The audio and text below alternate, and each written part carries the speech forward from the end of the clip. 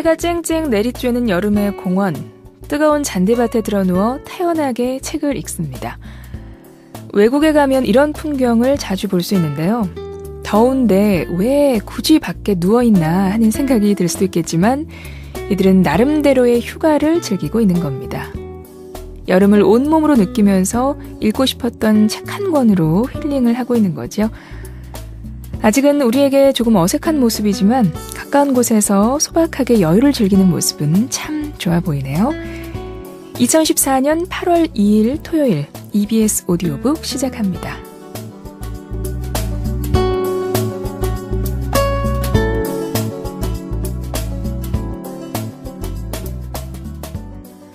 이번 주 방송 순서 안내해드리겠습니다. 지금부터 오후 3시까지 고전 읽기 3개 민담 전집, 3시부터 5시까지는 화제의 베스트셀러 태원준의 엄마 일단 가고 봅시다.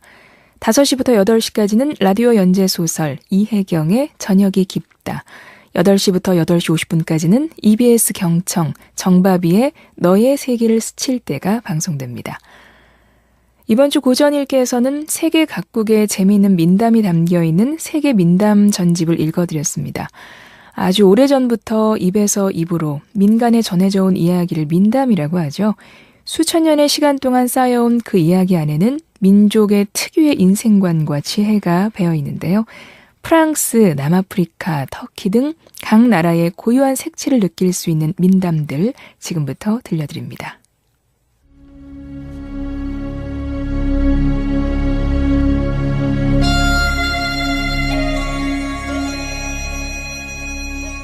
부아티의 백작인 에메릭의 조카 레몽당은 부아티의 백작을 수행하여 굴롱비의 숲에서 멧돼지 사냥을 하고 있었다. 백작은 나이가 많은 데다 떡갈나무 아래에 있던 엄청나게 크고 괴상하게 생긴 멧돼지를 놓치고 기진맥진한 상태였다. 레몽당은 침묵에 귀를 기울이며 삼촌이 말하기를 기다리고 있었다. 가끔 그의 말이 몸을 부르르 떨며내는 울음소리만이 이 침묵을 방해할 뿐이었다. 하지만 백작의 갈색 말은 물을 마실 힘조차 없었다. 아, 이놈이 더 이상 못 가겠다는군. 아, 불쌍한 놈. 삼촌의 말은 지쳤어요. 삼촌도 이제 더 이상 기운이 넘치지는 않고요. 좀 쉬었다 가세요. 제가 계속 추격하겠어요. 놈을 죽이겠어요. 이 저주받을 멧돼지 놈. 올 테면 와봐라. 내 용기를 시험해보고 싶단 말이야. 하지만 내가 앉아서 놈을 기다리지는 않을 거다. 내가 먼저 찾아 나설 거야. 지옥이라도 갈 거란 말이다. 이 푸아티의 백작은 수태지 한 마리쯤 무서워하지 않아? 그럼 제가 여기나마 말들을 지킬게요. 그런데 괴물이 나타나면 어떻게 해야 하는 거죠? 자, 창을 꽉 잡아. 놈이 저한테 덤벼들면 어떻게 해요? 놈의 어깨를 찔러. 어깨를 찌르라고. 백작은 말에서 내려 자신의 말고삐를 조카에게 넘겨주고는 숲속으로 향했다. 삼촌, 어디로 가시는 거예요? 저쪽. 나뭇잎이 바스락거리는 소리도 들리고 나뭇가지가 부러지는 소리도 들렸어. 잊지 마라, 레몽당. 어깨야, 어깨. 아주 세게 찔러야 한다. 백작은 창을 들고 고사리와 가시덤불이 있는 곳으로 들어갔다. 한참 후 레몽당이 본 것은 부아티의 백작이 아니라 거대한 멧돼지였다. 레몽당은 멧돼지가 자신을 공격할 때까지 기다리는 대신 용감하게 창을 던졌다. 멧돼지가 쓰러지자 그는 재빨리 멧돼지의 어깨를 예리한 칼로 푹 찔렀다. 광기에 들떠서 이성을 잃은 그는 자신이 찔러대고 있는 것이 삼촌이라는 것을 알지 못했다. 자신이 무슨 일을 하고 있는지 알게 되었을 때는 이미 늦었다. 부아티의 백작은 죽었다. 이런 엄청난 죄를 지어놓고 피로해서 그랬다. 마귀한테 홀려서 그랬다는 식의 변명을 늘어놓는 것은 소용없는 일이다. 절망에 빠진 레몽당은 어찌할 바를 몰랐다. 그는 밤새도록 숲을 헤매고 다녔다. 미로와 고뇌 속을 헤매고 다녔다. 그 숲에는 샘이 하나 있었다. 갈증의 샘이라고도 하고 요정의 샘이라고도 했다. 그 샘에는 요정이 셋 있었는데 그중 하나가 멜리진이었다. 하얗게 빛나는 피부를 가진 멜리진은 매우 아름다웠다. 레몽당은 그녀 앞을 여러 번 지나갔지만 그녀를 보지도 못하고 그녀의 목소리를 듣지도 못했다. 그의 귀에는 삼촌의 비명소리만이 들렸다. 그는 밤새도록 말을 달렸다. 밤새도록 자신이 한 일을 되새겨 보았다. 밤새도록 자신의 팔을 붙잡고 있었다. 아침이 되었을 때 멜리진이 그를 멈춰 세웠다. 그녀는 그의 말고삐를 잡고 그의 이름을 불렀다. 레몽당, 신 말고 당신을 도울 수 있는 사람이 있다면 그건 나예요. 당신이 불행을 기쁨으로 만들어줄 수 있는 사람이에요. 당신이 실수로 삼촌을 죽였다는 것을 알고 있어요. 당신이 저와 결혼해준다면 당신에게 부와 권력을 줄 수 있어요. 레몽당의 상황을 다시 보면 이랬다. 그는 미로 같은 곳에서 괴물 한 마리를 피해 다니느라 밤새도록 숲을 헤맸다. 악몽을 꾸고 나니 갈증이 났다. 눈을 뜨니 샘이 보였다. 그 샘 옆에는 세 여자가 서 있었는데 그중 하나가 멜리진이었다. 그녀는 그에게 맑은 물을 떠주었다. 그리고 결혼하자고 했다. 모든 불행을 잊게 해주겠다고, 부와 권력까지도 주겠다고 했다. 마다할 이유가 없었다. 그는 즉시 좋다고 했다. 고마워요. 그런데 한 가지 약속해 줄 일이 있어요. 무엇이요? 토요일에는 나를 보려고 하지 말아요. 약속할 수 있죠? 좋소. 토요일에는 당신을 보려고 하지 않을 것이오. 그런데 왜 그런지 말해줄 수 있어? 토요일에는 당신의 재산을 늘리고 당신 가문의 명성을 높이는 일을 할 거니까요. 그리고 레몽당은 그가 우연히 혹은 불행하게도 봐서는 안 될 것을 본다고 하더라도 절대로 발설하지 않을 것을 맹세했다. 그들은 결혼식을 숲속의 샘 근처에서 치렀다. 많은 하객들이 왔다. 새로운 뿌아띠의 백작인 베르트랑도 왔다. 그의 어머니와 귀족 부인들, 기사들도 왔다. 이렇게 많이들 와주어서 고맙습니다. 하지만 이 많은 사람들을 어떻게 대접하지? 숲에 있는 건 샘뿐인데. 하지만 그 샘은 요정의 샘이 아니던가. 멜리지는 그의 생각을 읽고 있었다. 멜리지는 모든 것을 알고 있었다. 요술을 부려 막 싸워 원두막 누각을 세웠다. 요리사들이 분주히 움직였다. 숲은 성이 되었다. 그리고 사람들이 북적대는 도시가 됐다. 모든 사람들이 바삐 움직였다. 레몽당은 기사들과 함께 식사를 했다. 시종들이 요리 접시를 날라왔다. 요리의 수는 너무 많아 셀 수가 없었다. 포도주도 이름만 되면 나와서 하객들을 취하도록 마셨다. 하객들은 먹고 마시며 레몽당이 아내로 맞은 아름답고 부유한 여자는 누구인지 궁금해했다. 레몽당은 이 질문을 피했다. 그보다는 그들에게 창시합을 하자고 해서 상대를 무찌르고 승리를 거두었다. 밤이 깊어지자 모두들 자러 갔다. 멜리지는 레몽당과 둘이 남게 되자 그에게 사랑과 감사를 표했다. 사랑하는 내 남편 레몽당, 오늘 당신 친척들과 친구들이 와주어서 너무나 고마웠어요. 푸아티의 백작이 당신과 결혼한 여자는 누구인지 알고 싶어하며 당신에게 나의 고향과 이름을 물어봤지만 당신은 아무 말도 하지 않았어요. 이렇게 당신이 약속을 지킨다면 당신의 최고의 명예를 누리는 최고의 권력자가 될 거예요. 하지만 당신이 약속을 어기는 날엔 당신과 당신의 자손들은 파멸의 길로 갈 거예요.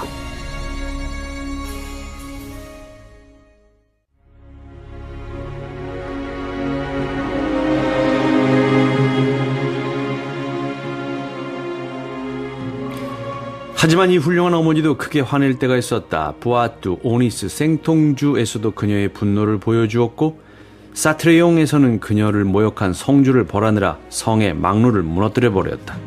한편 레몽당은 그저 멜리진을 아름다운 아내이자 자애로운 어머니로만 알고 있었다.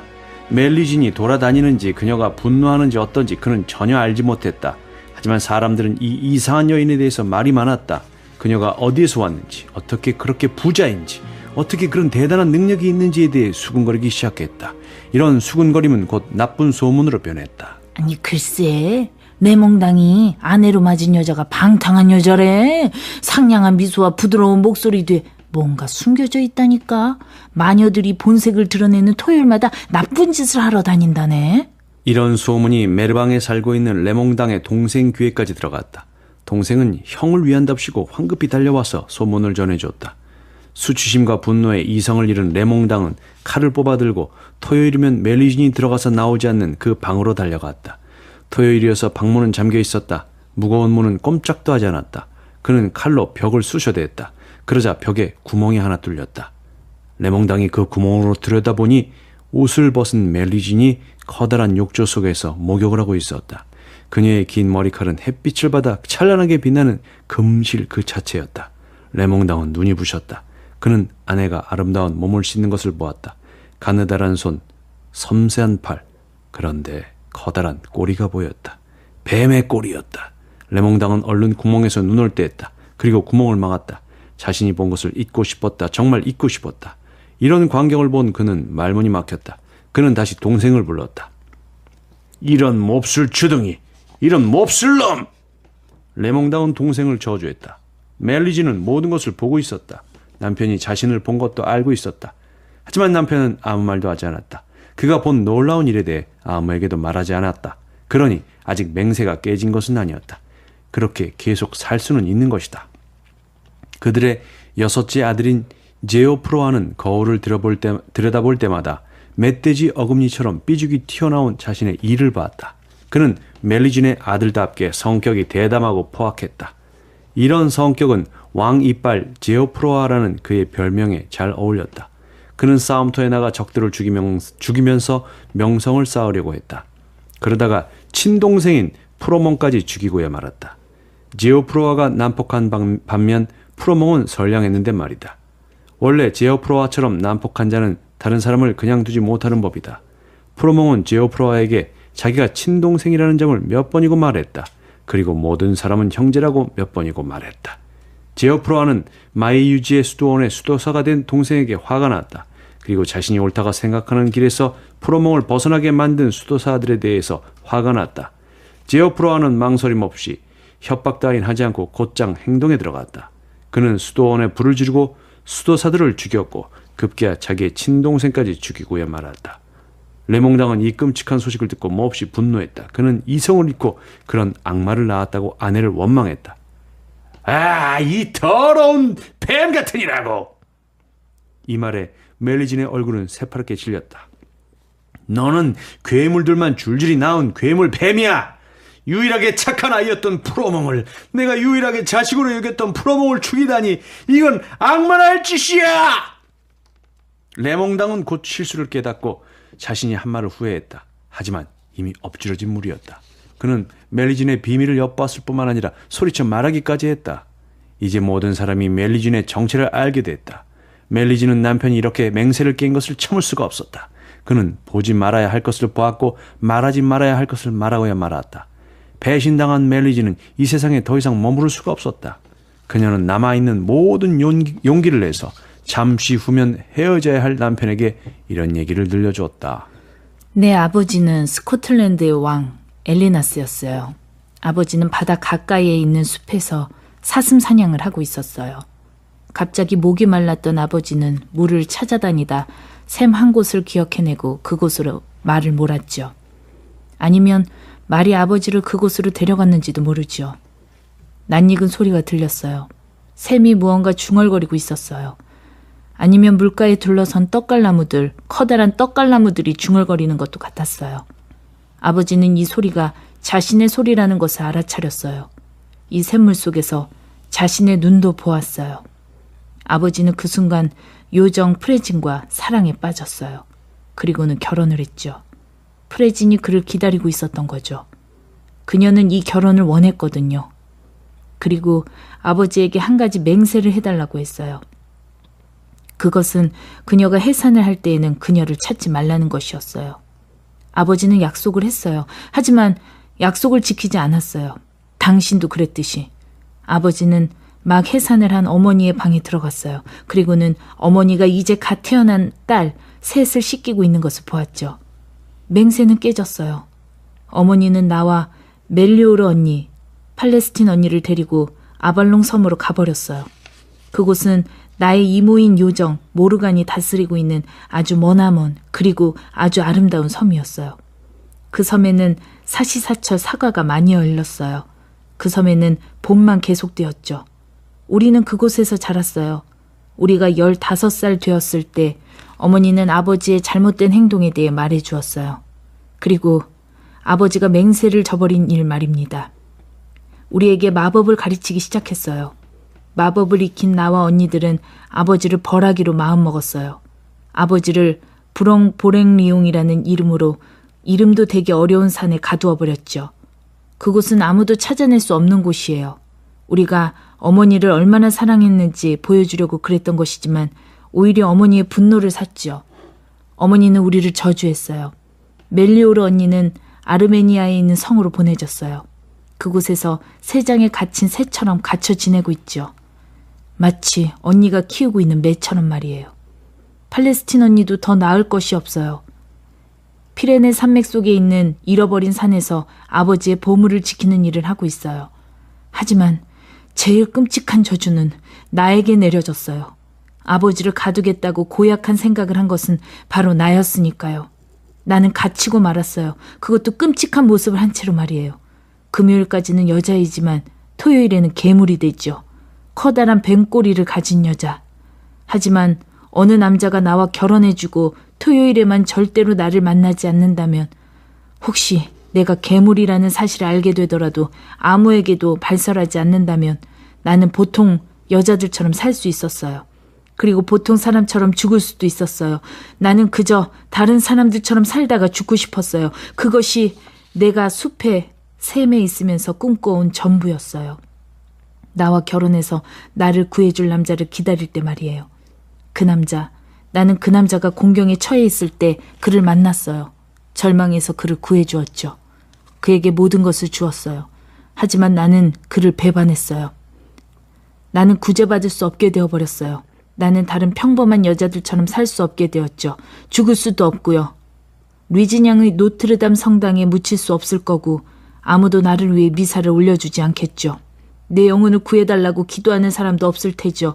내가 결혼한 남자가 맹세를 깨트려서 나를 다시 그 암울한 형벌의 고통 속으로 떨어지게 했어요.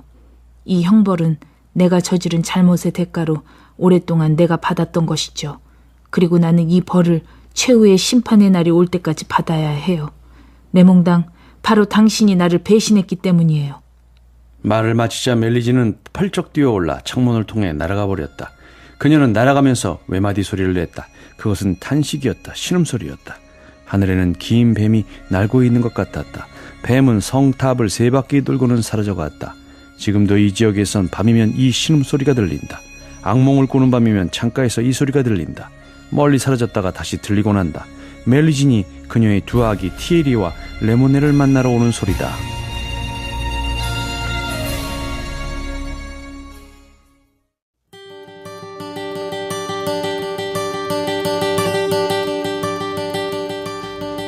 어느 날 한 남자가 여행을 떠났다.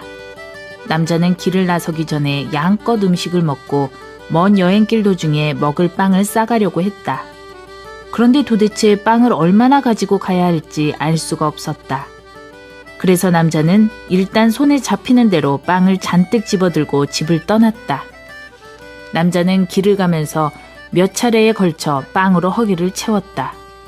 그러다 보니 어느새 목적지에 가까워졌다. 남은 빵을 헤아려 보니 아무래도 모두 먹어치울 수가 없을 것 같았다. 남자는 남은 빵을 어떻게 처리할 것인가를 고민했다. 귀찮더라도 이 빵을 가져가야 할까? 길을 가다가 또 배가 고파지면 이 빵이 필요하겠지? 아니면 길을 가다가 배가 고파서 빵이 필요한 사람을 만날지도 모르지. 아이고 귀찮은데 그냥 버리고 갈까? 사실 남자는 귀찮게 빵을 가지고 계속 길을 가고 싶지 않았다. 홀가분하고 편하게 가고 싶었다. 남자는 결국 빵을 길가에 던져버린 후 홀가분하게 길을 떠났다. 길가에 떨어진 빵은 쥐들이 모두 먹어치웠다. 다음에 마을에 큰 가뭄이 들었다. 돼지는 목마름에 타들어갔다. 집안에 식량이 떨어지자 남자는 먹을 것을 찾아 집을 나섰다. 남자는 길을 따라 나무 뿌리를 캐면서 점점 멀리 가게 되었다. 문득 그는 자기가 있는 곳이 낯이 익는다는 것을 알아차렸다. 이 길은 언젠가 그가 빵을 버렸던 곳이었다. 1년이 지났지만 길은 어제처럼 변함없이 그대로였다. 여긴 내가 전에 빵을 버렸던 그 자리구나.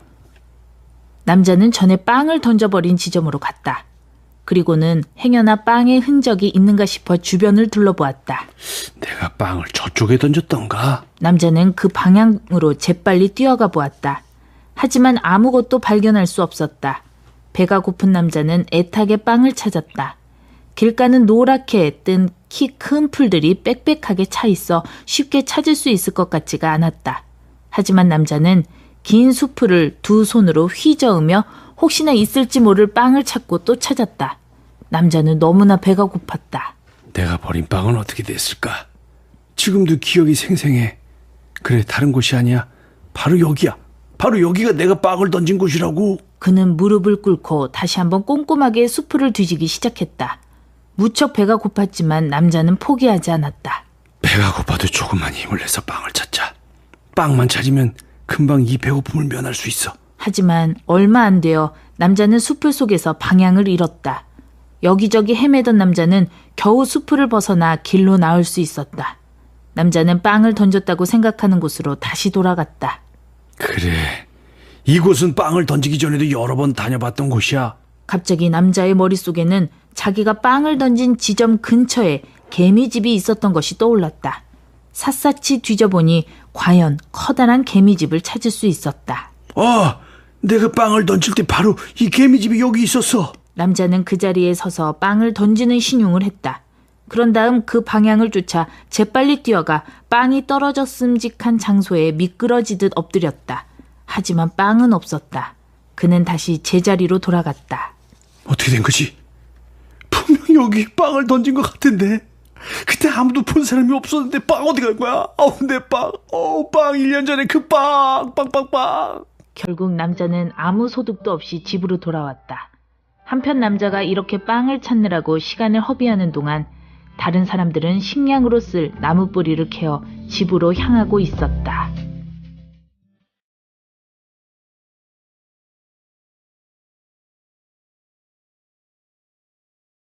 새끼 돼지 5마리가 엄마 돼지와 함께 살고 있었다. 그중 한 마리는 특히 혼자서 밖에 나가 돌아다니는 것을 무척 좋아했다. 영악한 아이라는 뜻의 마퀴나세라는 이름은 그에게 아주 잘 어울리는 이름이었다. 당연한 일이지만 엄마 돼지는 아이들이 자신의 시야 밖에 벗어나는 것을 질색했다. 하지만 마퀴나세는 지칠 줄 모르는 아이였다. 그래서 모두들 집에 앉아 쉬고 있을 때도 마퀴나세만은 눈에 띄지 않았다. 그는 언제나 내키는 대로 실컷 돌아다니다가 돌아오곤 했다. 엄마 돼지는 마퀴나세를 엄하게 꾸짖었지만 그런 그의 버릇을 고치지는 못했다. 무척 더운 어느 여름날이었다. 하늘의 태양은 모든 것을 태워버릴 듯 맹렬하게 타오르고 있었다. 더위에 지친 돼지 가족은 시원한 그늘이 드리운 집 안에서 쉬고 있었다. 엄마 돼지는 더위에 지쳐 이내 잠이 들었다. 누나와 형들 역시 더위에 지쳐 꾸벅꾸벅 졸고 있었다. 마퀴나세는 회심의 미소를 지었다. 그는 살그머니 일어나서 발끝으로 걸었다. 아무도 마퀴나세가 집을 벗어나는 것을 눈치채지 못했다. 그는 조용히 문을 열고 나서며 혼잣말을 했다. 모두들 일어나서 또 나를 찾겠지. 집을 나선 마퀴나세는 곧장 쟁걸음으로 길을 떠났다. 무더운 날씨에 제게 걷는 그의 모습은 모든 동물들의 시선을 끌기에 충분했다. 마퀴나세는 길을 가다가 나무 그늘 밑에서 풀을 뜯던 당나귀를 만났다. 당나귀가 마퀴나세에게 말을 걸었다. 어디 가니, 마퀴나세야? 무슨 참견이야? 내가 너처럼 귀가 긴 짐승에게 일일이 대답해야 할 필요가 있다고 생각해? 참으로 버릇없는 아이구나. 내가 다정하게 인사를 했는데 나를 모욕하는 이유가 뭐지? 참. 이런 짜증나는 일을 일으킨 것은 저 뜨거운 태양이야. 명백한 사실을 말한 것뿐인데 그게 너를 모욕한 거라고? 네 귀가 얼마나 긴지 생각해본 적 있어? 날씨도 더운데 더 이상 나를 짜증나게 괴롭히지 마. 마퀴나세는 당나귀를 남겨두고 계속 길을 갔다. 그러다가 이번에는 거북을 만났다. 마퀴나세야, 어딜 가고 있니? 무척 바쁜 모양이구나? 내가 오늘 뭐에게 홀렸나? 너는 발을 땅에 질질 끌면서 다니는 주제에 내게 무슨 그런 멍청한 질문을 하냐? 야, 마퀴나세, 기분 좋게 인사했는데 왜 날 그렇게 모욕하는 거지? 넌 정말 건방진 아이로구나. 나는 이제 건방지다는 소리를 듣는데 익숙해졌어. 저기 저 긴 귀를 가진 친구도 나를 건방지다고 했단 말이야. 네 일이나 신경 써. 제발 내 일에는 간섭하지 말아줘. 낭속하세요. 죄송합니다. 마퀴나세는 할 말을 잃고 입을 쩍 벌리고 서 있는 거북을 뒤로 한 채 길을 떠났다. 그런 다음 연못가 나뭇가지에 앉아있는 개구리를 만났다. 아이고, 영악한 저 아이의 모습을 보라지. 도대체 어디 그렇게 바삐 가고 있는 거야? 오늘은 참 재수가 없는 날이라고. 처음엔 당나귀, 그 다음엔 거북, 그리고 이번엔 너냐? 모두가 나한테 똑같은 질문을 해야 되는군. 숨쉬기조차 힘겨서 개굴개굴 우는 주제에 나한테 어디에 가느냐고 물어서 내 귀중한 시간을 빼앗는 이유가 뭐야? 그리고 도대체 네가 나와 얼마나 친하다고 나를 영악한 아이라고 부르는 거야? 맙소사. 마키나세, 너는 정말로 건방진 아이로구나. 눈을 가진 동물이라면 네가 어떤 아이인지 단박에 알아볼 거다. 동물들한테 네 거대한 입이나 먼저 보여주시지. 제발 내일은 참견하지 말란 말이야.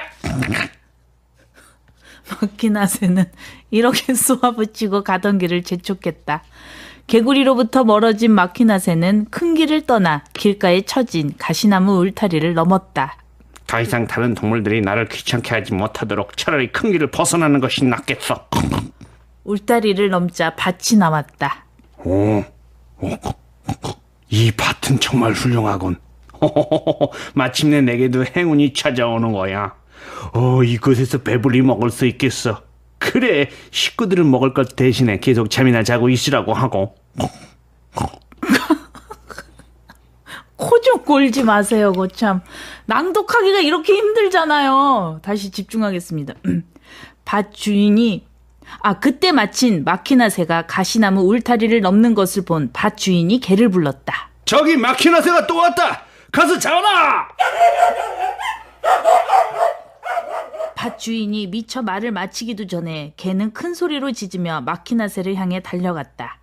개가 짖는 소리를 듣고 놀란 마키나새는 허둥지둥 울타리를 빠져나오다가 그만 가시나무에 몸을 찢기고 말았다. 마키나새가 꽥꽥 울면서 주랭랑을 쳤지만 개는 맹렬하게 마키나새를 쫓아왔다. 개에게 쫓기던 마키나새는 연못에 있는 개구리를 보고 간청했다. 개구리야, 날 좀 구해줘. 미안하구나. 내가 아직 이 큰 입을 다 꿰매지 못했거든. 마키나새는 계속해서 도망쳤다. 어느덧 개가 바짝 뒤를 쫓아와 꼬리를 물었다. 아슬아슬하게 빠져나온 마키나새는 저 앞에 느릿느릿 걷고 있는 거북을 발견하고 애원했다. 거북아, 제발 나를 좀 도와주렴. 이렇게 느린 발걸음으로 어떻게 너를 구해줄 수 있겠니? 다음은 나무 그늘 아래서 풀을 뜯고 있는 당나귀였다. 당나귀야, 제발 나를 좀 구해줘. 개가 나를 잡아먹으려고 해. 미안하구나. 나는 너무 긴 귀를 고치기에도 시간이 턱없이 부족하구나. 다행히 개는 마키나새의 엉덩이를 한번 덥석 물고는 더 이상 쫓지 않고 집으로 돌아갔다. 어디 갔다 오는 거야? 마키나새의 어머니가 물었다. 온몸이 상처투성이가 된 채 마키나새는 거칠게 숨을 몰아쉬며 별일 아니라는 듯 대답했다. 뭐 특별히 어디 갔다 온 건 아니에요. 그냥 집 근처를 산부했어요. 특별히 어디 갔다 온 것이 아니라고? 그런데 그렇게 꾀꾀거리면서 거친 숨을 내쉬니? 아니에요. 저는 그냥 여기저기 뛰어다녔을 뿐이에요. 모두들 잠들었을 때 혼자 돌아다녔어요. 그러면 왜 개가 너를 쫓아다녔어? 아니에요. 개가 나를 쫓아온 게 아니고 나랑 같이 뛰어다닌 거예요. 그래, 너는 네가 똑똑하다고 생각하겠지. 하지만 이걸 기억해라. 현명한 사람은 남의 결점을 들어 적을 만드는 일을 하지 않는단다.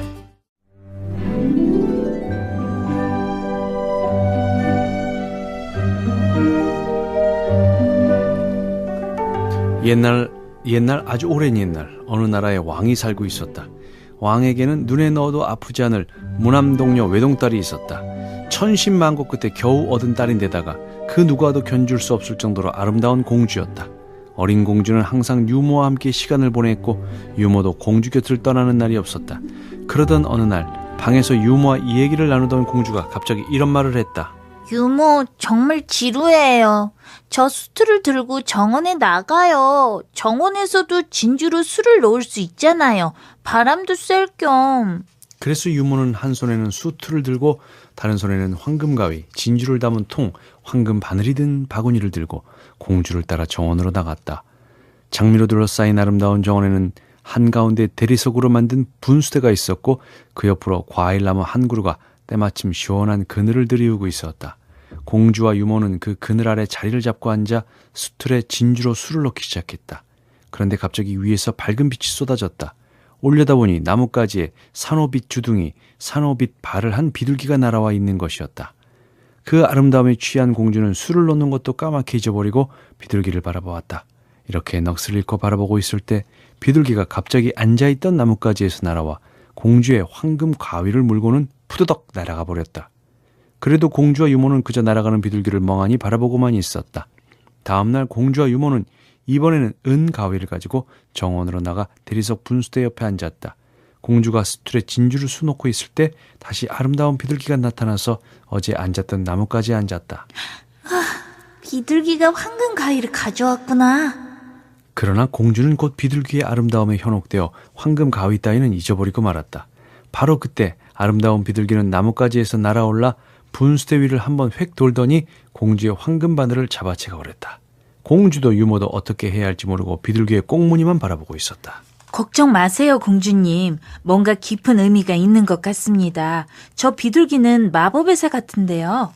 다음 날 유모는 은바늘을 가지고 공주와 함께 정원으로 나가 대리석 분수가에 앉았다. 오늘도 비둘기가 올까? 잠시 후 그들은 아름다운 비둘기가 어제와 똑같은 가지에 앉아 있는 것을 보았다. 공주는 일순간 모든 것을 잊어버리고 비둘기의 아름다움에 취해버렸다. 비둘기는 날개를 펴고 유유히 주위를 돌아다니더니 쏜살같이 분수가로 내려와 진주통을 낚아채어 멀리 사라져버렸다. 공주는 이제 진주통이야 없어졌건 말건 오로지 어서 내일이 되어 비둘기를 다시 보기만을 기다렸다. 그러나 그날 이후로 아름다운 비둘기는 정원에 나타나지 않았다. 시간이 흐를수록 비둘기를 다시 못 보게 된 공주의 슬픔은 더해만 갔다. 어느 날 아름다운 비둘기에 대한 그리움을 더 이상 참지 못한 가련한 공주는 아버지 앞으로 나아갔다. 사랑하는 아버지, 저는 비둘기들을 아주 좋아해요. 비둘기 없이는 살 수 없어요. 온 나라에 있는 아름다운 비둘기 모두를 정원에 데려오라고 명을 내려주세요. 그중에 마음에 드는 비둘기를 하나 골라 제가 기르고 싶어요. 전국에 있는 아름다운 비둘기들을 모아오거라. 그날 이후로 그 나라에서 비둘기를 기르는 사람들은 하나도 빠지지 않고 궁전의 정원으로 모여들었다. 공주는 행여나 그 비둘기를 다시 만날까 싶어 비둘기란 비둘기는 모조리 살펴봤다. 그러나 형형색색 온갖 종류의 비둘기를 다 봤지만 그 어떤 비둘기도 전에 봤던 그 아름다운 비둘기와는 닮지 않았다. 비둘기를 찾을 희망을 잃어버린 공주는 결국 슬픔을 못 이겨 몸져 눕고 말았다. 왕은 하나밖에 없는 딸이 이러한 처지에 놓이게 된 것이 무척이나 슬펐다. 용하다는 의원은 모조리 궁전으로 불러라. 그러나 어떤 의원도 공주를 치료하지 못했다. 이렇게 하루하루가 지나가던 중 공주는 무슨 생각이 떠오른 듯 유모에게 말했다. 유모, 간청이 있어요. 나는 슬픔 때문에 곧 죽을 것 같아요. 지금 아버님께 모든 사람이 깜짝 놀랄 커다란 목욕탕을 만들어달라고 말해줘요. 이 목욕탕에서 온 나라의 모든 사람이 무료로 목욕을 할 수 있게 해달라고요. 다만 목욕하고 나올 때 그 대가로 내게 자신들의 고민을 말해줘야 해요. 이렇게 하면 그 비둘기를 잊어버릴 수 있을 것 같아요. 제발 유모. 유모는 왕 앞으로 나아가 공주의 간청을 알렸다. 하나밖에 없는 딸이 슬픔에서 벗어나게 할 방도를 찾고 있던 왕은 쾌히 유모의 청을 받아들였다. 나라 안에 있는 유명하다는 건축가들을 모조리 불러 모아 공주가 원하는 목욕탕을 지어라. 짧은 시일 내에 으리으리한 목욕탕이 완공됐다. 그 목욕탕의 웅장함과 아름다움을 본 사람들은 입을 다물지 못했으며 한 번 안에 들어간 사람은 다시 나오고 싶어 하지 않았다. 왕의 명을 받은 전령사가 전국을 돌아다니며 이렇게 외쳤다. 목욕탕 입장은 모두에게 무료다. 그 대가로 목욕을 하고 나올 때 자신들의 고민이나 슬픔을 공주에게 말해주어야 한다. 다음 날부터 많은 사람들이 목욕탕으로 모여들기 시작했다. 목욕이 끝나면 사람들은 공주 앞으로 나가 먼저 감사의 말을 올리고 빨리 완쾌되기를 기원한 다음 자신들의 고민을 이야기하고 물러갔다. 이렇게 하루하루가 흘러 어느 마을에 살고 있던 캐롤란이라는 아이의 귀에도 무료 목욕탕에 대한 이야기가 들어가게 됐다. 어머니, 우리도 그 목욕탕에 가 깨끗이 씻어요. 나오면서 공주님께 우리의 가난을 털어놓으면 되잖아요. 에? 어쩌면 공주님이 도와줄지도 몰라요. 어머니. 내 대머리를 공주님께 보여주었다가는 우리를 목욕탕에서 쫓아낼 거야. 그러고 싶으냐? 공주님은 마음씨가 착해서 누구의 고민도 들어준다 그랬어요. 아직까지 그 누구도 쫓아내지 않았다니까 우리도 가봐요. 네? 그럼 지금 우물에 가서 물을 길러오너라. 더러운 옷을 입고 갈 순 없잖니. 캐롤라는 이 말을 듣고 매우 기뻐하며 주둥이가 깨진 물동이를 들고 손살같이 우물로 뛰어갔다. 그런데 우물에 가보니 작은 닭이 염소 가죽 수통에 물을 채워 등에 메고 어디론가 날아가는 것이었다. 닭이 사람처럼 일하는 것을 본 캐롤라는 매우 놀랐다. 세상에. 가만히 있자. 그런데 닭이 물을 어디로 가져가는지 좀 봐야겠어. 캐롤라는 양동이를 놓고 닭의 뒤를 따라갔다. 닭은 한참 동안 길을 가더니 어떤 산자락에 도착해서는 웬 구멍 안으로 쑥 들어갔다. 캐롤란이 그 구멍으로 가서 보니 깨끗하고 새하얀 대리석 계단이 지하로 연결돼 있었다. 캐롤란은 닭을 따라 계단을 내려갔다. 한참을 내려간 끝에 계단이 끝나는 지점에 도착했다. 닭은 어딘가로 종종 걸음을 쳐댔다. 캐롤란도 닭을 놓칠세라 열심히 달렸다. 가다 보니 긴 대리석 복도가 나왔다. 하얀 대리석으로 된 기둥이 줄줄이 늘어서 있고 금으로 장식된 반구형 궁룡이 번쩍번쩍 빛났다. 대리석 기둥 뒤에는 문들이 있는데 문 손잡이들은 홍보석, 노곡, 금강석으로 되어 있었다.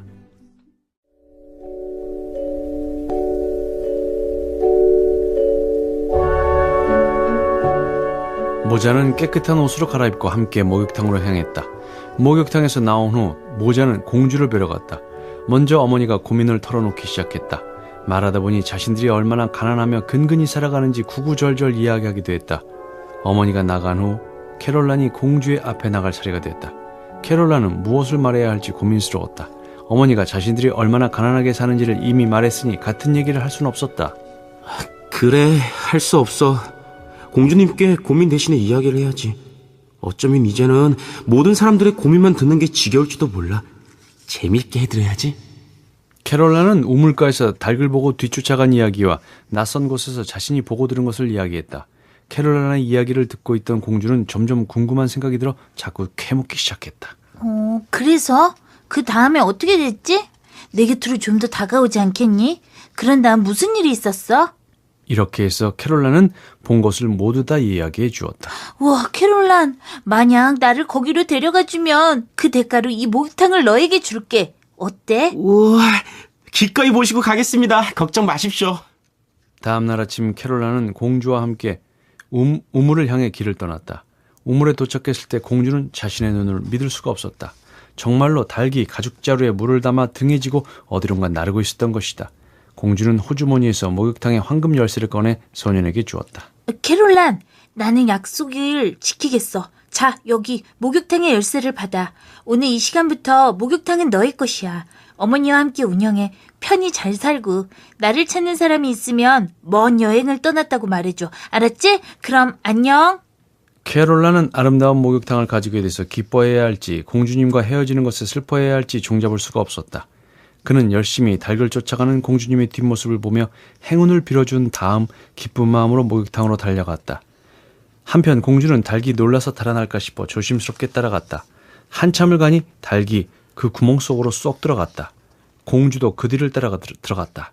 지하로 통하는 대리석 계단을 내려가 모퉁이를 돌자 아버지의 궁전에 있는 정원과는 비교도 할 수 없을 만큼 아름다운 정원이 나타났다.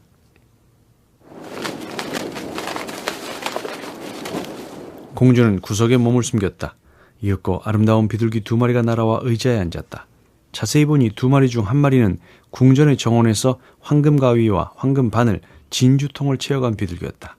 공주는 너무 놀라 기절할 뻔했지만 정신을 바짝 차리고 다시 비둘기들을 관찰하기 시작했다. 왕좌에 앉아있던 비둘기들이 몸을 한번 부르르 떨자 공주가 궁전 정원에서 보았던 비둘기는 잘생긴 청년으로 변하고 다른 비둘기는 눈부시게 아름다운 처녀로 변했다. 둘은 대리석 분수의 맑은 물속으로 뛰어들어가 웃으며 물놀이를 하더니 잠시 후 분수에서 나와 왕자에 앉아 몸을 말렸다.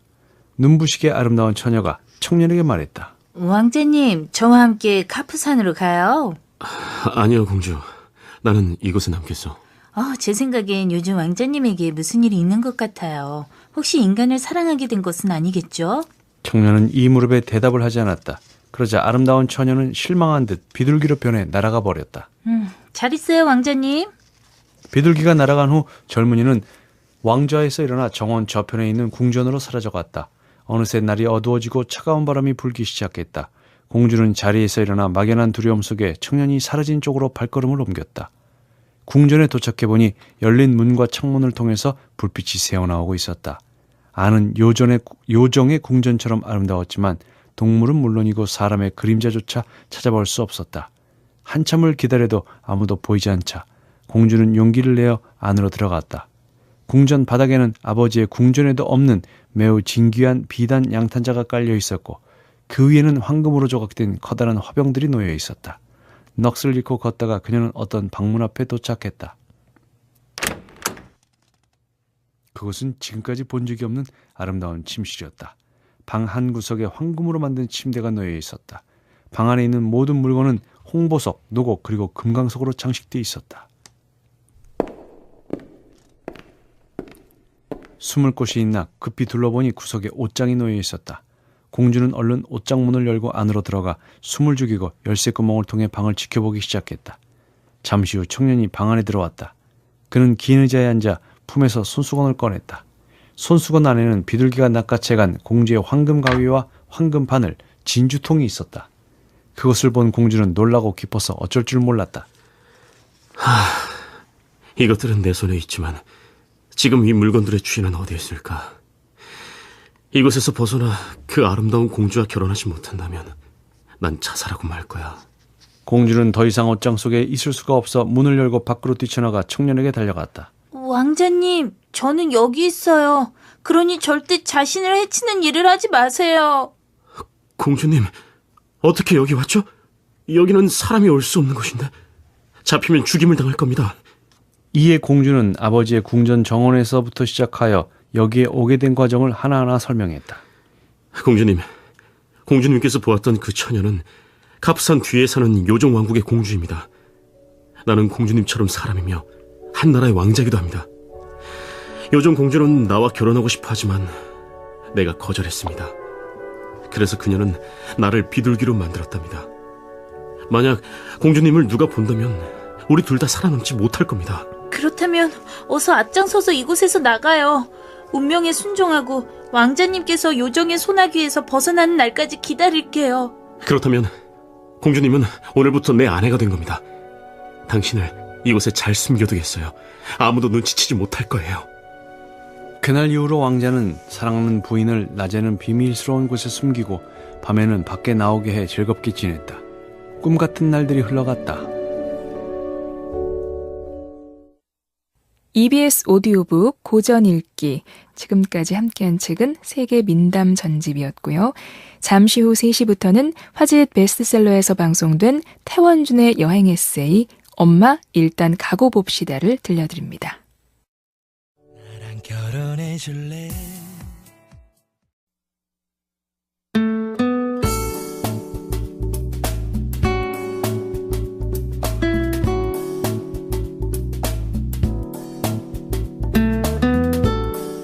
불가능해 보이는 도전을 가능하게 만든 한 꼬마의 이야기가 화제입니다. 미국에 사는 8살짜리 아이가 뇌성마비를 앓고 있는 2살 어린 동생을 데리고 철인 3종 경기에 출전했는데요.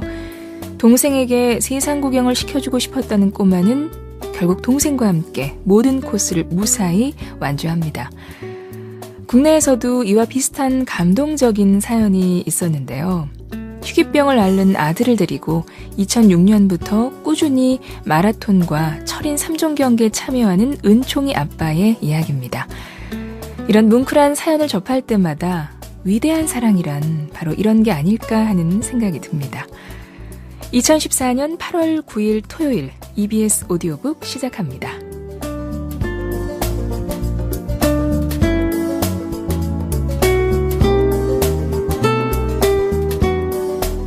이번 주 방송 순서 안내해드리겠습니다. 지금부터 오후 3시까지 고전 읽기 세계 민담 전집, 3시부터 5시까지는 화제의 베스트셀러 요나스 요나손의 샘을 할 줄 아는 까막눈이 여자, 5시부터 8시까지는 라디오 연재소설 이혜경의 저녁이 깊다, 8시부터 8시 50분까지는 EBS 경청 정호승의 내 인생에 힘이 되어준 한마디가 방송됩니다.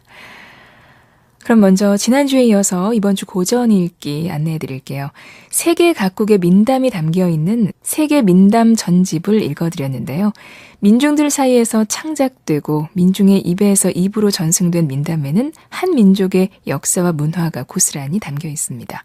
또 민담은 서민들의 이야기를 주로 다루고 있기 때문에 우리는 그 속에서 인류 보편적 정서를 느낄 수 있죠. 각 나라의 독특한 색채로 표현된 세계의 민담들 지금부터 들어보시죠.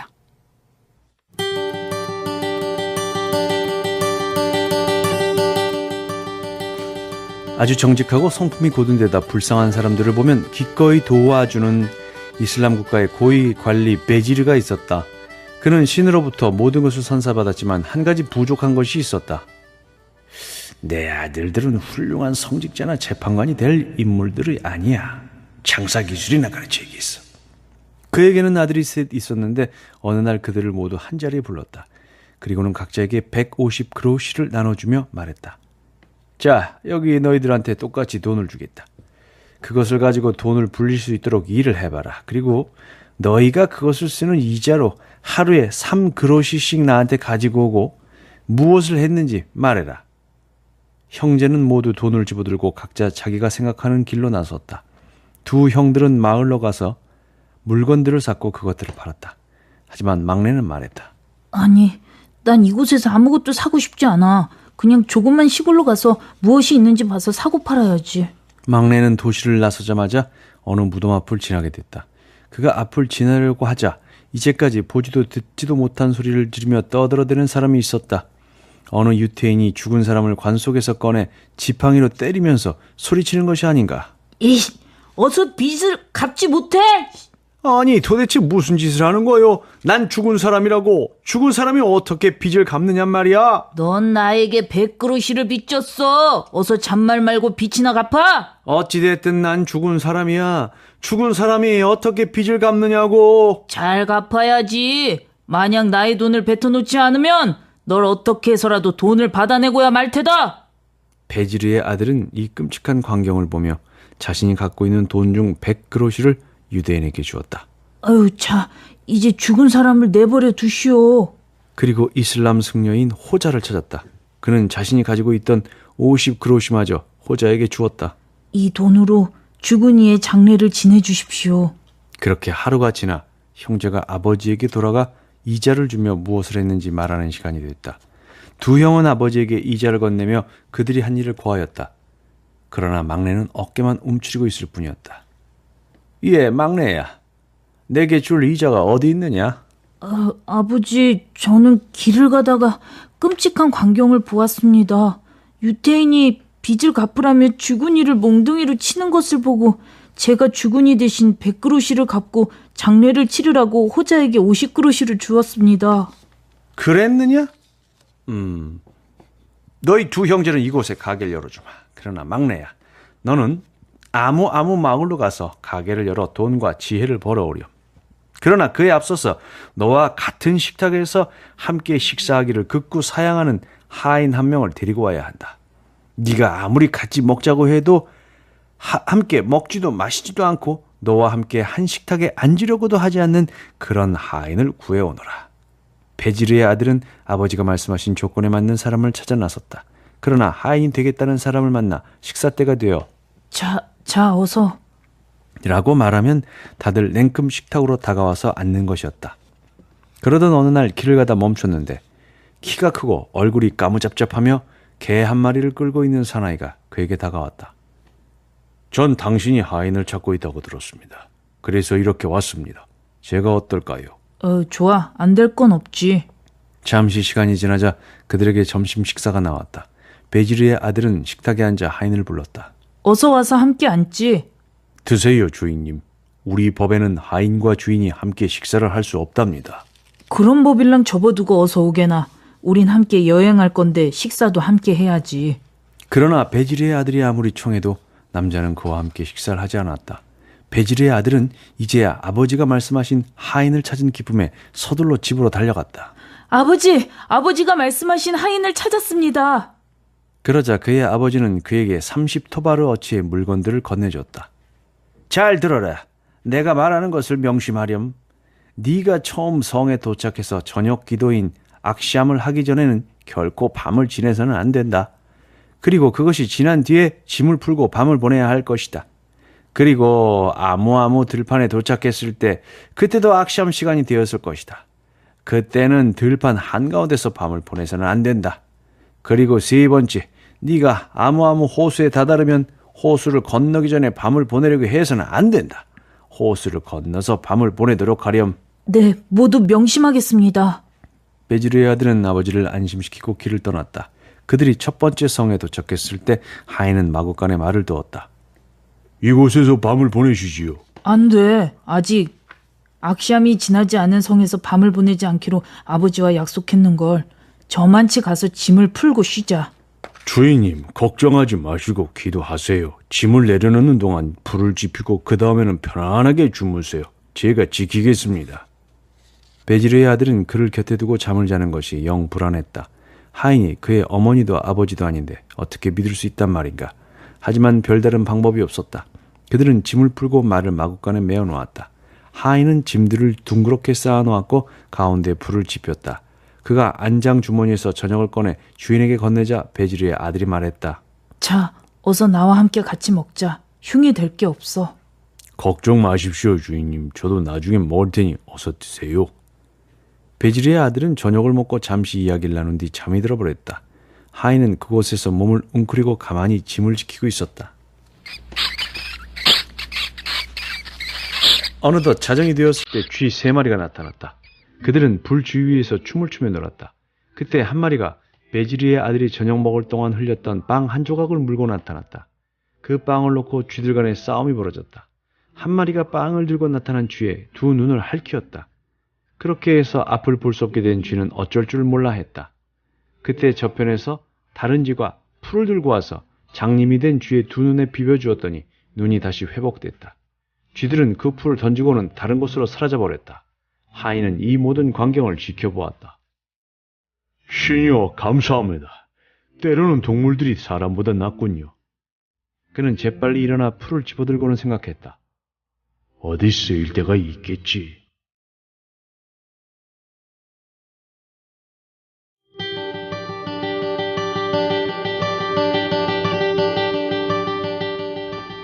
다음날 그들은 계속 길을 떠났다. 그렇게 며칠이 지난 후에 베지르의 아버지가 그 들 한가운데서는 절대로 밤을 보내서는 안 된다고 했던 들판에 이르렀다. 그리고 때마침 악시암 시간이 되었다. 하인은 말을 마구간에 맡겨두었다. 이곳에서는 밤을 보내지 말자. 조금만 더 가보자고. 나의 아버지가 그렇게 말씀하셨는걸.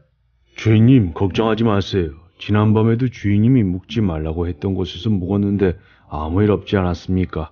그러니 걱정 마시고 이곳에서 밤을 보내시지요. 아무 일 없을 겁니다. 여행길에서는 멀리 계신 아버지의 말보다 함께 있는 친구의 말이 더 우선이었다. 베지르의 아들은 등에서 짐을 내리고 풀었다. 마구는 마구간에 말을 묶어놓고 베지르의 아들은 악시암을 들였다. 그리고는 저녁을 먹었다. 그는 하인에게 함께 저녁을 들자고 권했으나 하인은 사양했다. 저녁을 먹은 뒤 베지르의 아들은 잠이 들었고 하인은 짐 뒤에 숨어서 몸을 움츠리고 있었다. 그리 시간이 지나지 않았는데 어디선가 강도가 나타났다. 강도들은 불과 짐이 있는 곳으로 다가왔다가 다시 뒤돌아갔다. 하인이 그 뒤를 쫓았다. 그들이 언덕 끝쪽에 왔을 때 강도는 문 하나를 열고 땅속으로 들어가서 친구들에게 말했다. 자, 여기 상인 한 명이 와 있어. 가서 물건을 빼앗고 그를 죽여버리자. 하인은 그들이 말하는 것을 모두 듣고 그가 들어갔던 문에서 기다리고 있다가 강도들이 나오자 한 명씩 차례차례 귀를 비틀어 죽여버렸다. 그렇게 죽이기를 30번을 하자 더 이상 남아있는 사람이 없는 것 같았다. 그는 더 이상 아무도 없는 것을 깨닫자 그 강도들을 동굴 안에 던져버리고는 불빛을 향해 돌아왔다. 다음 날 하인은 베지르의 아들에게는 아무 말도 하지 않았고 그들은 계속 길을 걸었다. 저녁이 되자 베지르의 아버지가 말했던 호수에 이르렀다. 이 호숫가에서 밤을 보내지 말자. 걱정 마세요. 이제까지 아무 일 없었잖아요. 이곳에서도 별일 없을 겁니다. 베지르의 아들은 그 말을 따르기로 했다. 그곳에서 잠을 자기로 하고 그는 저녁을 먹자 또다시 잠이 들었다. 자정이 되자 호수 한가운데서 용 한 마리가 튀어나와 베지르의 아들을 향해 달려들었다. 이걸 보고 가만히 있을 하인이 아니었다. 그는 숨겨둔 칼을 얼른 빼들었다. 그리고 단번에 용의 머리를 잘라버렸다. 그는 용의 머리를 가지고 몸통은 호수 안으로 던졌다. 다음날 그들은 아무 일도 없었다는 듯이 조용히 그들이 찾고 있는 도시로 향했다. 얼마 후 그들은 도시에 가게를 냈다. 팔 상품을 정리하고 있는데 이상한 소리가 들렸다. 누구 왕의 딸을 낳게 해줄 사람이 없습니까? 공주가 장님이 된 지 벌써 며칠이 지났답니다. 그녀는 5번이나 결혼을 했지만 결혼 이튿날에 날이 밝자 모두 죽었답니다. 왕은 그녀를 낳게 하는 사람에게는 원하는 것을 무엇이든 주겠다고 약속했습니다. 이때 하인은 장님이 된 쥐에 눈을 뜨게 했던 그 이상한 풀을 떠올렸다. 제가 공주를 구할 수 있습니다. 그 이야기를 한 사람은 하인을 이끌고 왕에게로 데리고 갔다. 왕은 하인을 보고 놀랐다. 어이 젊은이, 난 자네가 도통 내 딸의 병을 고칠 것 같지 않네. 내 딸의 눈을 고치지 못한다면 목이 성할 리 없다는 걸 아는가? 물론 낫게 해준다면 원하는 것은 무엇이든지 주지. 전 많은 것을 바라지 않습니다. 공주님과 말 20필, 자루 20개, 하인 20명을 주십시오. 왕은 오랫동안 딸을 주지 않게 흥정했지만 하인이 다른 것은 바라지도 않았다. 왕은 결국 딸을 주기로 약속했다. 하인이 자신이 가지고 있던 풀로 공주의 눈을 어루만지니 그녀는 금세 세상을 볼 수 있었다. 그것을 본 왕은 자신이 한 약속을 지키지 않을 수 없었다. 나와 함께 이곳에 머물면 왕위를 넘겨주겠노라. 하지만 하인은 거절했고 공주를 데리고 말을 이끌고 자루와 하인을 얻어서는 베지르의 아들에게 돌아와 자신이 가져온 물건들로 그를 기쁘게 해주었다. 그들이 호수 끝 무렵에 도착했을 때 고약한 냄새 때문에 더 이상 다가갈 수 없었다. 호수 안에서 죽은 용에게서 나는 악취가 코를 찌르는 듯했다. 모두들 놀랐다. 놀라지들 말아요. 지난번 내가 용을 죽였어요. 여기 그의 머리가 있어요. 그러면서 그는 용의 머리를 꺼냈고 몸통도 끄집어냈다. 우리가 이곳에서 밤을 보내던 날 저녁에 저 용이 나타나 주인님을 위협했어요. 그래서 제가 단숨에 공격을 가하고 목을 잘랐지요. 고맙네. 그리고는 또다시 길을 떠났다. 그들은 다시 하인이 강도를 죽였던 들 한가운데 도착했다. 하인은 멈춰서서 소리쳤다. 자, 자루를 주시고 저를 따라오세요. 그는 주인을 이끌고 동굴로 가서 문을 열어보았다. 그 문을 열자 믿을 수 없는 광경이 펼쳐져 있었다. 강도 30명이 줄지어 목이 잘린 채로 누워있는 것이 아닌가. 그리고 그들 한편에는 동굴 안에 금은보화가 가득 들어있었다. 어서 담으세요. 이 자루들에 담을 수 있는 것들을 모두 담으세요. 하인들이 자루를 채우고 묵자 그는 다른 이들에게도 원하는 만큼 담으라고 말했다. 그렇게 얼마간 시간이 흐르자 동굴 안은 삽시간에 텅 비어버렸다. 모두들 자루를 채우고 짐을 다 챙길 무렵이었다. 자, 이 모든 것들은 우리가 함께 얻은 것입니다. 그러니 주인님 모두 공평하게 반으로 나누는 것이 어떨까요? 그러고는 말들도 똑같이 나누고 짐도 반으로 나누고 한편에는 하인의 것, 다른 한편에는 베질의 아들의 것이 놓여 있었다. 그리고는 하인이 공주의 한 손을 잡고는 베질의 아들에게 말했다. 주인님, 다른 한 손을 잡으세요. 이 소녀도 반으로 나눕시다. 안 돼. 내가 신을 믿는다면 이런 일은 말도 안 되는 일이지. 죽은 사람의 뼈를 우리가 뭐에다 쓰겠어. 하인은 물러설 기미를 보이지 않았다. 그는 칼을 집어들었다. 공주는 겁에 질려 정신을 잃을 지경이었다. 그렇게 시간이 약간 흘렀다. 주인님, 어서 팔을 잡으세요. 난 다른 방법은 원치 않습니다. 우리 함께 반으로 나눕시다. 그러지 말게. 내가 이 모든 물건들을 줄 테니 나에게 공주만 주게나. 안 돼요. 그럴 순 없지요. 모든 것은 공평하게 반으로 나눠야 해요. 공주는 겁에 질려 정신을 잃었고 다시 정신이 돌아오자 소리내어 엉엉 울기 시작했다. 하하하하하. 자, 주인님, 여기 공주가 있습니다. 그녀는 마치 엄마 품에서 어제 태어난 것처럼 건강하죠. 아무 걱정하지 마세요. 그리고 모든 재물도 가져가세요. 난 당신의 친구가 아니라 하인이었는걸요. 이제 도시에 가까워졌습니다. 사실 이제 이런 것들은 내게 아무 필요도 없어요. 그리고 더 이상 당신 곁에 머물 필요도 없고요. 여기 그녀의 눈을 치료했던 불이 있습니다. 필요할 때가 있을 거예요. 그럼 안녕히 계세요. 잠깐만. 내가 감사의 표시만이라도 할 수 있게 해줘. 아닙니다, 주인님. 고마워요. 당신은 이미 나에게 사례를 했어요. 유태인에게 나의 빚을 갚느라 100그로시도 주고 나를 장례시켜 주느라 50그로시도 주지 않았습니까? 하하하하. 그리고는 하인은 삽시간에 땅으로 사라져버렸다. 베지르의 아들은 너무도 놀랐고 모든 재물과 소녀를 이끌고 아버지가 계신 곳으로 갔다. 그의 아버지는 그들을 보자 무척 기뻐했다. 베지르의 막내 아들은 소녀와 결혼식을 올렸고 오래오래 행복하게 살았다.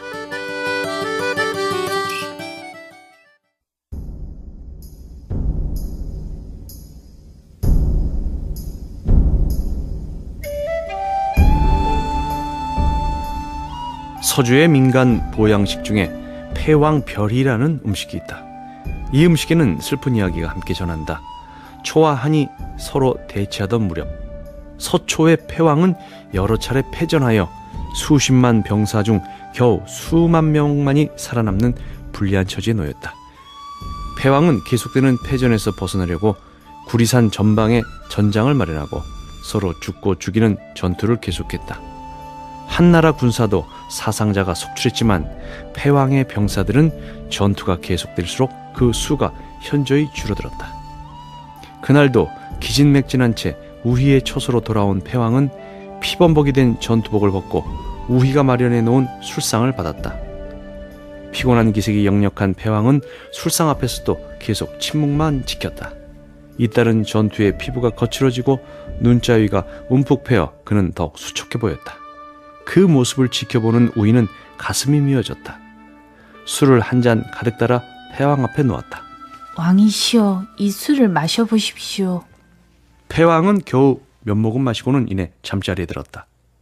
잇따른 전투로 예전에 평화롭던 시절은 이미 오래전에 사라졌다. 홀로 쓸쓸히 누각에 오른 우희는 초승달을 바라보니 자신도 모르게 목이 메었다. 이날 밤 폐왕은 깊은 잠에 빠졌지만 우희는 오래도록 뒤척이며 잠들지 못했다. 계속되는 전투 속에서 폐왕이 피로와 식욕부진에 시달리는 모습을 옆에서 지켜본 그녀였다. 이대로 가다간 왕의 몸에 이상이 생길 거야. 그래, 아주 새로운 맛이 나는 음식을 만들어내야겠어. 물론 왕의 입맛을 돋우는 것도 중요하지만 그의 몸을 보양하는 것도 그에 못지않게 중요해. 다음날 새벽이 밝아오자 폐왕은 유방과 싸우기 위해 또다시 오추마를 타고 출정했다. 그가 떠난 뒤 우희는 요리사에게 명했다. 자라 한 마리와 늙은 암탉 한 마리를 준비하게.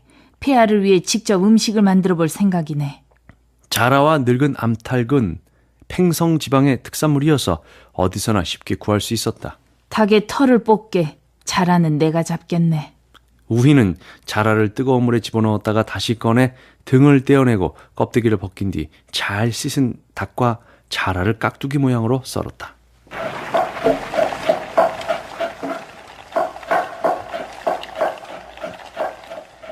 요리사는 아궁이에 불을 지피고 우희는 닭과 자라고기를 솥에 넣고 반쯤 볶은 뒤 조미료와 육수를 넣었다. 그리고 센 불에서 팔팔 끓이다가 다시 약한 불로 오랜 시간 고았다. 옆에서 모든 과정을 지켜보던 요리사는 우희에게 이런 재주가 있으리라고는 상상도 못했기 때문에 눈이 휘둥그레졌다. 요리사는 요리가 다 끝난 것을 보고 말했다. 아유, 여기는 소인이 지키고 있을 터이니 이제 그만 들어가 쉬십시오. 우희는 몇 마디 당부의 말을 남기고 처소로 돌아갔다. 요리사 역시 이 음식이 폐왕을 위해 특별히 준비하는 요리임을 알았기 때문에 각별히 신경을 써 아궁이 옆을 지켰다. 점심 무렵이 지나도 폐왕은 돌아오지 않았다. 솥 안의 음식은 이미 오랜 시간 고아졌기 때문에 그 냄새가 사방에 진동했다. 요리사도 구수한 냄새에 저절로 침이 고였다. 요리사는 순간 폐왕을 위해 준비한 자라탕이 무척 먹고 싶어 주위에 사람이 없는 걸 확인하고서는 탕 속에 든 닭고기를 국자로 떠서 손으로 얼른 고기를 집었다. 뼈에서 떨어진 살점을 입에 넣고 씹었더니 진한 향기에 맛이 천하일품이었다. 요리사는 입맛을 쩝쩝 다신 뒤 국자에 남은 국물까지 깨끗이 먹어치웠다. 요리사인 자신도 난생 처음 맛보는 새로운 맛에 감탄하며 연신 무릎을 쳤다. 평생 이렇게 맛있는 고기는 처음 먹어봐. 폐왕은 날이 어둑해질 무렵에야 돌아왔다. 우희는 그의 갑옷을 벗겨주며 말했다. 오늘도 수고 많으셨습니다. 제가 직접 음식을 만들었는데 한번 맛을 봐주세요. 식탁에 마주 앉은 패왕이 우희의 손을 잡았다. 고생 많았어. 이렇게 나를 생각해 주다니 정말 고맙구려.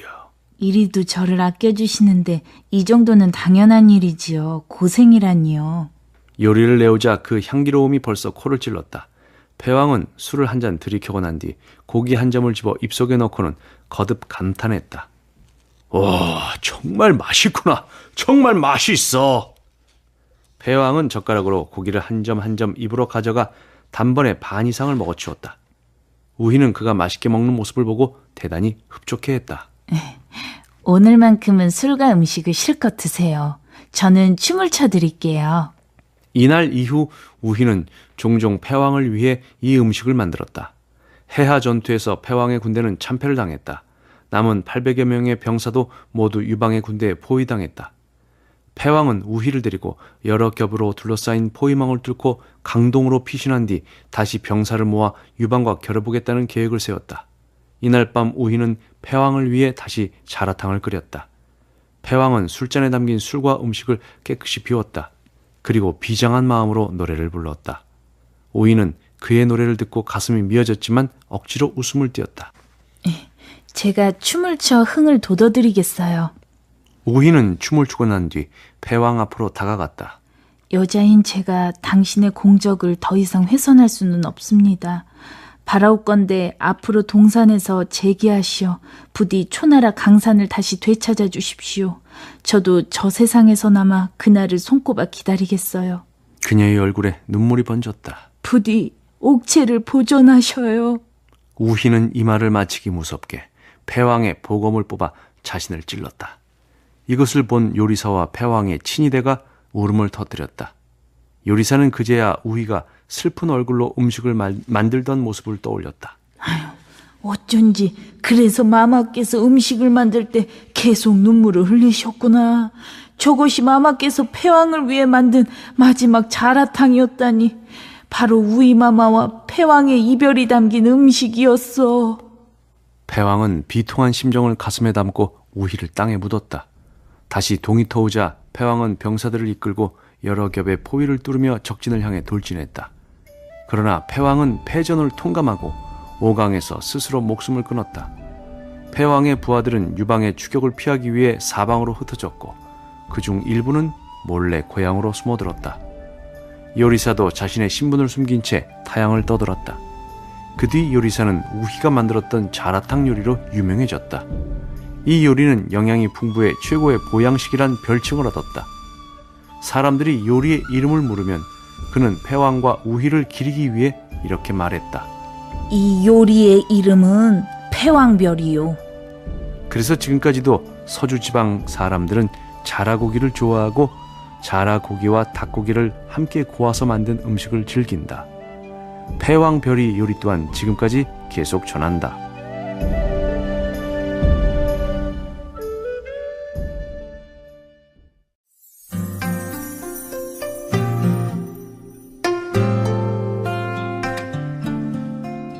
옛날 옛적에 어느 할아버지가 손자와 살고 있었다. 손자 이름은 이사마로 비록 나이는 어리지만 총명하고 재주가 많았다. 또한 효성이 지극해 노인은 말년에 손자의 보살핌을 받을 수 있었다. 어느 해 할아버지가 병이 들자 이사마는 탕약을 끓이는 등 할아버지를 극진히 간호했다. 다행히도 할아버지는 어린 손자의 극진한 간호로 추운 겨울을 무사히 넘기고 병세가 점점 가벼워지더니 봄이 되자 거의 나았다. 그리고 여름에는 한참 동안 침상에 앉아있을 정도로 회복되었다. 할아버지의 건강한 모습을 보니까 말로 표현할 수 없을 만큼 기뻐. 오랫동안 병상에 누워있던 할아버지는 몸을 일으킬 수 있게 되자 햇볕을 쬐고 싶어 했다. 그날은 날씨가 맑았는데 만리의 구름이 한 점 없이 붉은 태양만 하늘에서 빛나고 있었다. 이사마는 할아버지를 부축해 정원으로 나가 햇볕이 잘 드는 곳을 골라 담요를 깔고 그 위에 할아버지를 앉혔다. 싱싱한 배 한쪽이 먹고 싶구나. 할아버지, 여기 앉아 계세요. 제가 얼른 사가지고 올게요. 이사마가 배를 사러 간 동안 할아버지는 혼자 정원에 앉아 있었다.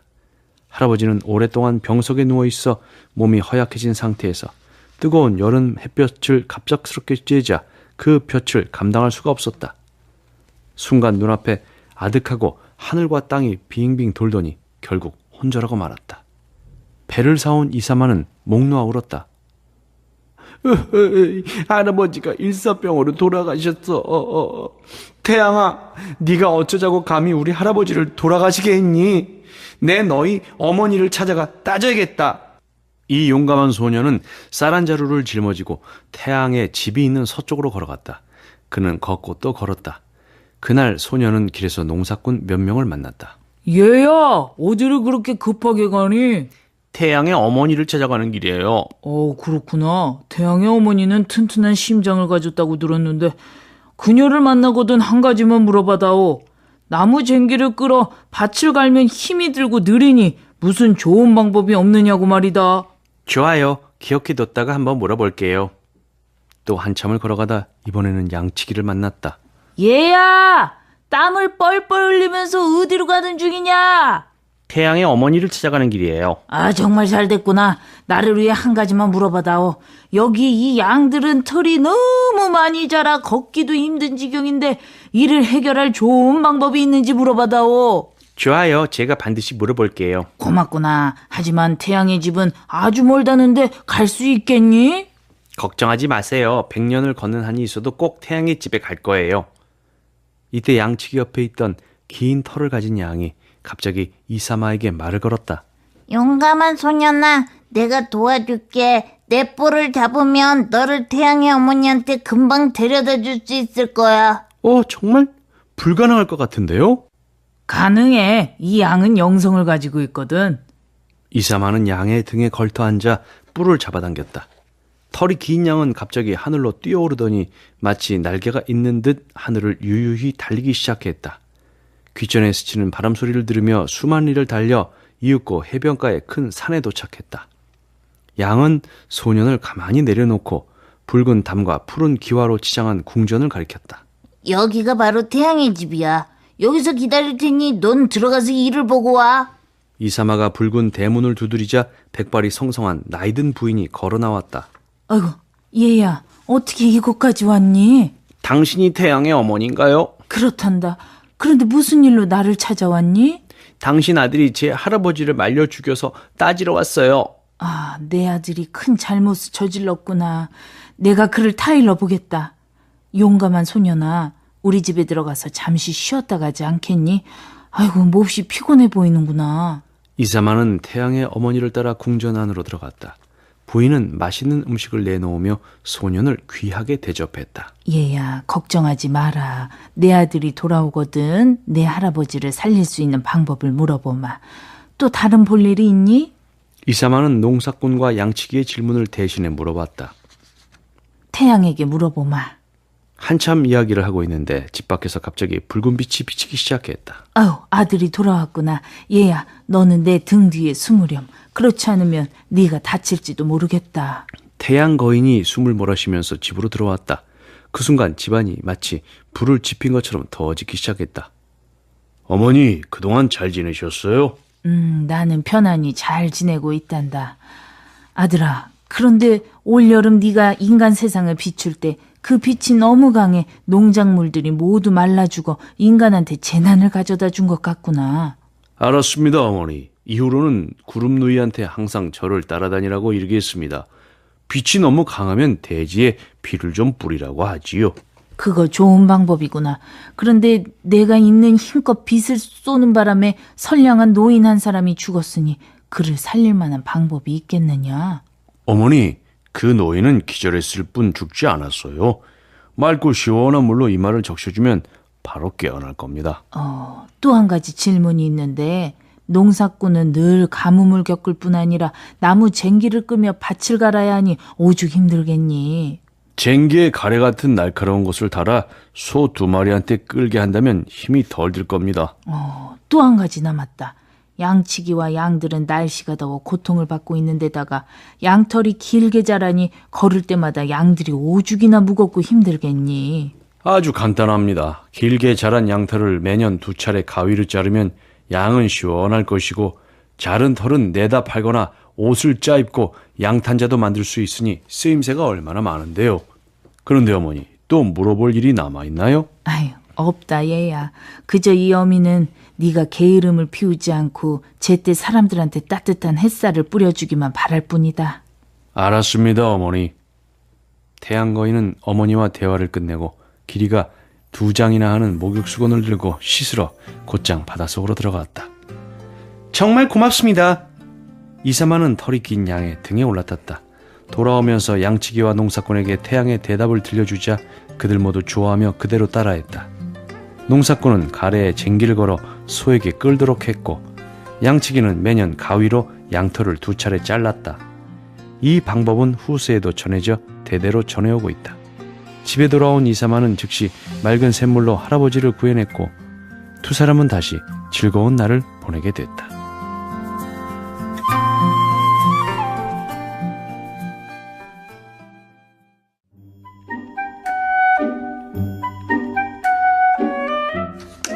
송장이 되다. 어느 날 밤 묘지를 지나가던 아범제는 말 탄 사람들이 앞에서 우르르 달려오는 것을 보고 이상한 생각이 들었다. 저 무리 중 열의 아홉은 좋은 일을 하는 사람들이 아닐 것이다. 그래서 아범제는 얼른 구멍 뚫린 무덤 속으로 들어가 숨었다. 그런데 공교롭게도 말 탄 사람들 가운데 한 사람이 무덤 속으로 들어오는 것이 아닌가. 웬 사람이냐? 넌 웬 놈이냐? 아범제는 무덤 속에서 머리를 내밀고 대답했다. 나는 이 묘지에 있는 송장이외다. 송장이 이 밤중에 무엇하러 나와 돌아다니느냐? 갑갑해서 나왔소이다. 송장이 어떻게 갑갑증을 풀 수 있단 말이냐? 예, 당신 말씀이 옳습니다. 내가 잘못했소이다. 아범제는 머리를 무덤 속으로 들이밀었다.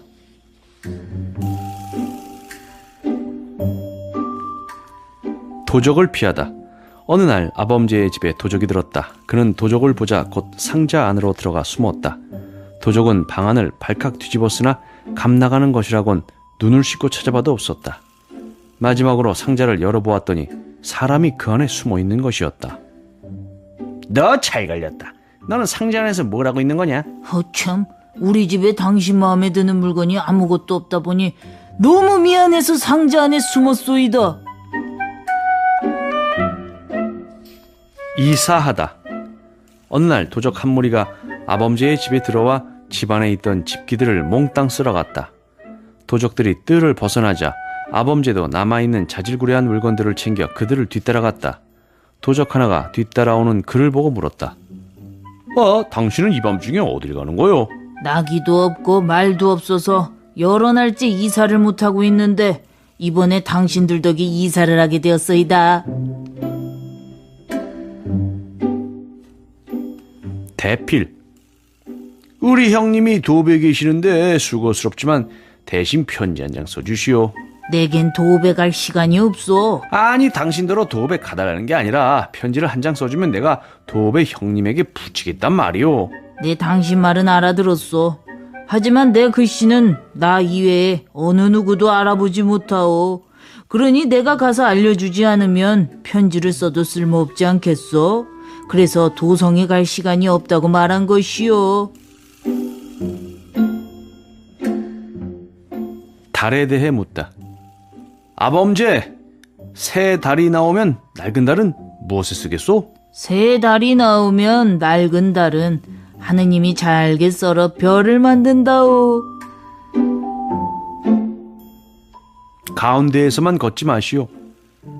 장사를 지낼 때 상여 앞에서 걸어가는 것이 좋겠소? 아니면 상여 뒤에서 걸어가는 것이 좋겠소? 앞에서 걷는 것도 뒤에서 걷는 것도 다 괜찮은데 가운데에서만 걷지 마시오. 새의 말을 알아듣다. 아범제는 사람들에게 자신이 새의 말을 알아듣는다고 자랑을 늘어놓았다. 그 소문을 들은 황제는 아범제를 데리고 사냥을 하러 나갔다. 한참 걸어가던 황제는 무너진 흙담이 있는 곳에 이르렀다.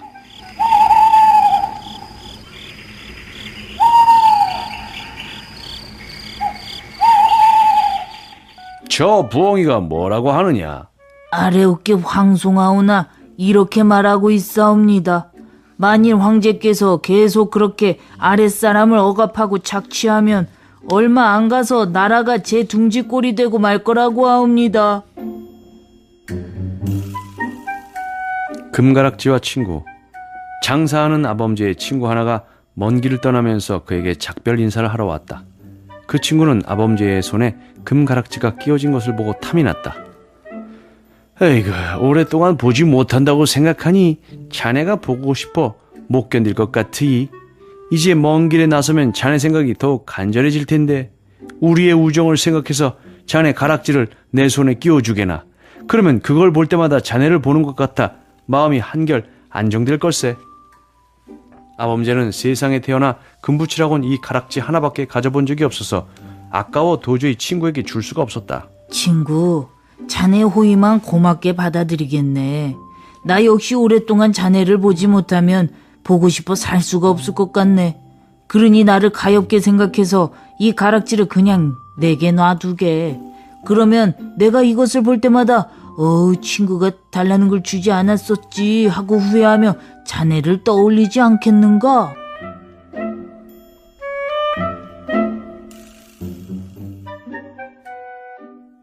EBS 오디오북 고전 읽기 세계 민담 전집 들어보셨습니다.